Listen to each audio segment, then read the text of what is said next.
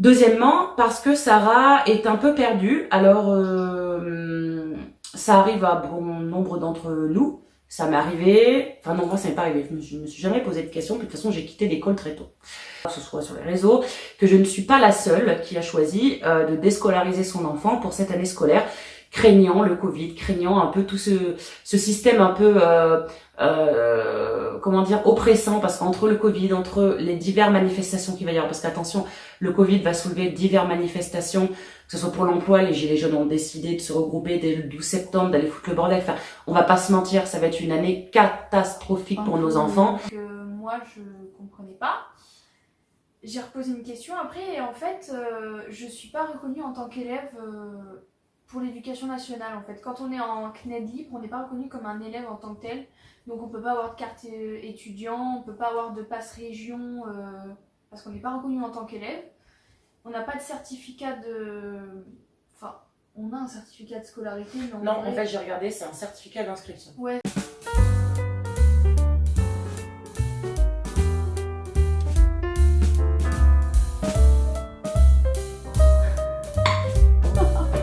Je suis pas arrivée. Je suis pas arrivée.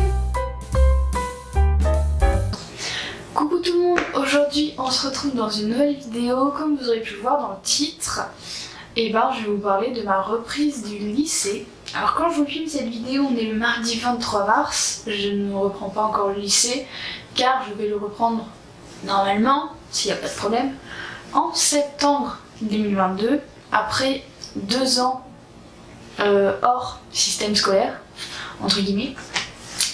Si vous arrivez sur cette vidéo par hasard, vous aurez vu des petj'ai extraits avant, j'ai essayé de faire le CNED. Ça n'a pas forcément marché pour moi, après il y en a pour certains pour qui ça marche. Donc du coup, je le dis officiellement, j'ai arrêté le CNED, voilà, je ne vais plus sur le site depuis un bon petit moment maintenant. Je fais juste des petites fiches de révision de chaque chapitre, en fait. Des petits cahiers qui nous ont, qui m'ont envoyé pour voilà, quand même avoir des fiches de révision de seconde, avoir des petites fiches de révision. Donc voilà, je sais pas quoi dire. Faut couper. Ça m'énerve, j'arrive pas à enchaîner sur des trucs.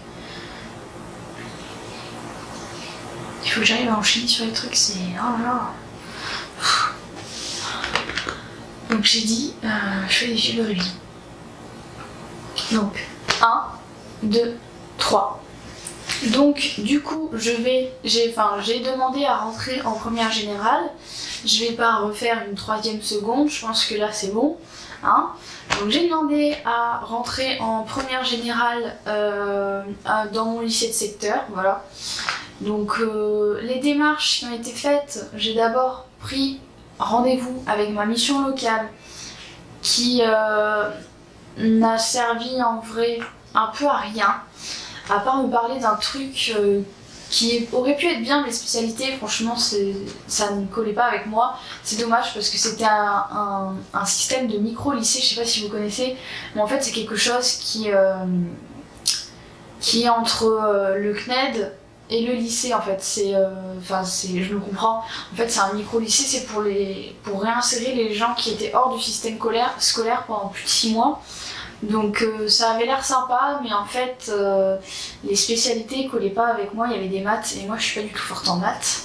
Donc du coup après ce rendez-vous, j'ai pris rendez-vous avec mon CIO.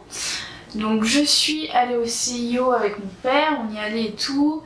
Elle nous a donné un dossier de réinsertion scolaire, mais j'ai pas eu d'inscription. Enfin, en fait, de base, moi je voulais aller voir la mission locale pour avoir une inscription à mon lycée de secteur, je l'ai pas eu. Je voulais aller au CIO, après je me suis dit je vais aller au CIO pour avoir une inscription à mon lycée de secteur, je l'ai toujours pas eu. Donc du coup je suis ressortie avec un dossier, la fille m'a dit d'aller voir un psychologue. Je vous raconte tout, hein.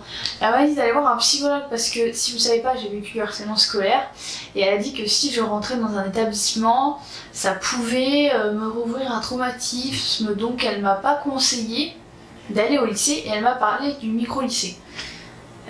Oui, d'accord. Donc du coup je suis sortie sans inscription à ce lycée. Donc je reviens à la maison, j'en parle à maman et tout, maman bon... ça la saoule un peu parce que voilà, ça fait 2 rendez-vous que je fais, j'ai toujours pas d'inscription. On était au mois de février, je crois, ouais, mois de février, enfin voilà. Elle appelle l'académie, à savoir que le CNED avait dit comme quoi j'avais un test à passer et que avant ça, je faisais des fiches de révision pour pouvoir passer le test. Voilà. Donc maman appelle l'académie et tout, l'académie hyper gentille, et là l'académie dit oui, bah du coup vous allez remplir un dossier, on va inscrire votre fille au lycée de secteur. Mais comme ça en fait, il y avait juste à fournir les bulletins de ma première seconde dans le lycée, et en fait j'ai été inscrite. Alors je sais pas encore si je suis acceptée bien évidemment, mais j'ai quand même été inscrite. Donc du coup, je suis inscrite en première générale internat avec les spécialités philosophie, culture anglaise et SVT. J'ai pris SVT parce qu'en fait, j'ai pris déjà philosophie, culture anglaise parce que c'était des spécialités que je voulais depuis ma première seconde, donc c'est-à-dire il y a 3 ans. Donc je me suis dit je vais pas changer, je pense que là je risque pas de patauger dans la boue quoi. Et sinon les spécialités c'était géopolitique, donc géopolitique je me vois pas du tout là-dedans. Mathématiques je me vois encore moins là-dedans, je crois que c'est le pire. Physique chimie, donc physique chimie c'est pas pour moi, et après il y a SVT. Donc moi j'aime bien SVT, mais après je me dis SVT première générale c'est peut-être pas du tout le même niveau que SVT 3e seconde. Parce que en vrai, relativement, je sais qu'en seconde j'étais plutôt pas mal en SVT, donc je me dis, bon après c'est des spécialités, je sais qu'en première il faut lâcher celle où on y arrive le moins, donc si jamais j'y arrive le moins en SVT, je la lâcherai en terminale. J'ai dit en première, mais c'est en terminale. Donc voilà, tout ça pour souligner qu'en fait la mission locale et le CIO ne m'ont servi strictement à rien à part perdre mon temps. Là ça m'a servi strictement à rien. C'est grâce à maman en fait, elle a contacté l'académie directement et voilà quoi. Et il n'y a pas de test à passer en fait, on a juste eu un dossier à remplir, machin, et c'est tout. C'est tout ce qui s'est passé. Donc bon, voilà. Du coup je vous donne des petites nouvelles. Je pense que la prochaine vidéo que je ferai sur ça, ce sera quand je serai retournée au lycée, je pense. Je pense pas que j'aurai autre chose à vous dire avant. J'ai juste à réagir à un petit commentaire que j'ai vu et que j'ai pas répondu en commentaire encore. Mais c'est une fille qui m'a dit qu'elle était en première générale réglementée au CNED et qu'elle n'y arrivait pas, qu'elle n'arrivait pas à trouver la motivation. Moi je pense que chacun... Enfin c'est au cas par cas, parce qu'en plus elle est réglementée, donc je peux pas dire parce que moi j'étais pas réglementée en fait, moi on m'a donné les cours et puis vas-y débrouille-toi toute seule. Donc en réglementé je sais pas vraiment comment ça se passe, mais après la motivation, je pense que avant de se lancer au CNED, il faut avoir une grosse remise en question dans sa tête de se dire est-ce que je vais être capable de trouver la motivation ou pas. Faut pas se lancer dans le CNED comme ça parce que voilà, je veux pas être déscolarisée donc je vais au CNED. Il faut réfléchir avant si vous avez la capacité de trouver la motivation. Moi j'avais la motivation. Là j'ai pas arrêté le CNED parce que j'avais pas la motivation, c'est juste que ça me sert à rien. Là ça me sert strictement à rien parce que je n'ai pas de test à passer, j'ai juste non, j'ai même pas à faire des fiches de révision, c'est juste que je fais des fiches de révision parce que j'ai des cours quand même. Les cours ils sont là, mes parents n'ont pas payé 900 € pour rien, autant que je fasse des petites fiches de révision que je regarde quand même, que j'arrive pas en première en ne sachant rien, et même ça sert toujours hein, les fiches de révision, même si vous êtes au lycée normal, des fiches de révision ça sert toujours, vous voyez. Vous avez un doute sur une leçon que vous avez vue il y a 2 ans, hop, vous regardez la fiche de révision. Une fiche de révision c'est, pour ceux qui ne sauraient pas, c'est quelque chose de très, comment dire, c'est la leçon résumée sur une fiche.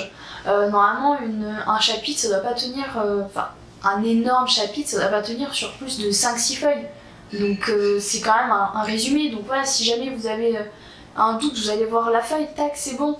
Moi je pense que c'est quand même une clé de l'organisation, que ce soit dans le CNED ou dans les lycées. Je sais que je m'éparpille, je parle de fiches de révision, mais c'est hyper important et voilà. Du coup je pense vous avoir tout dit. Si jamais vous avez des questions, n'hésitez pas, je vous répondrai sur le CNED, il n'y a pas de souci. Même voilà, sur les démarches, s'il y en a qui sont au CNED et qui veulent réintégrer un lycée, vraiment, passez pas par les missions locales ou les CIO, appelez directement votre académie et je pense que ce sera beaucoup mieux.